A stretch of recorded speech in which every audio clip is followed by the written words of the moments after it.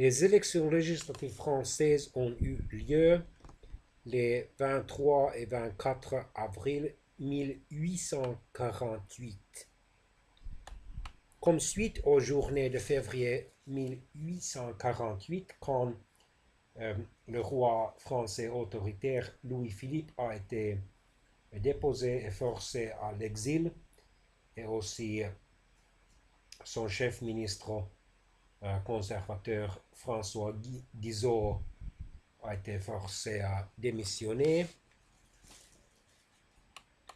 Le gouvernement provisoire a fixé au 9 avril l'élection de l'Assemblée nationale constituante, chargée de rédiger la nouvelle constitution.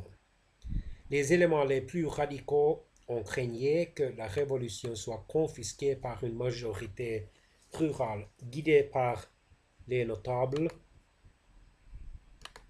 et ont souhaité retarder les élections.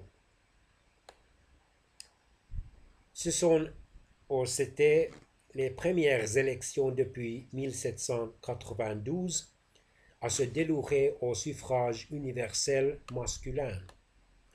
Par rapport au système censitaire où seulement les hommes payant une contribution directe de 200 francs, je pense, le nombre d'électeurs a été multiplié par 40.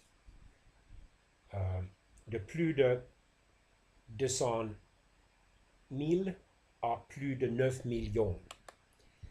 Ces élections ont eu lieu au scrutin majoritaire plurinominal dans le cadre du département.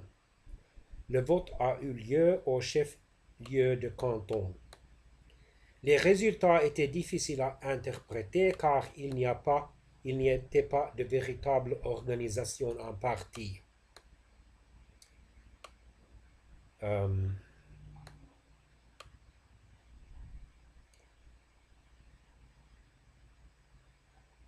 Il y a des chiffres différents pour les nombres de députés obtenus par les divers partis et groupes politiques. Plus de 7 835 000 hommes français ont voté, soit plus de 83% des inscrits, qui en nombraient plus de 9 395 000.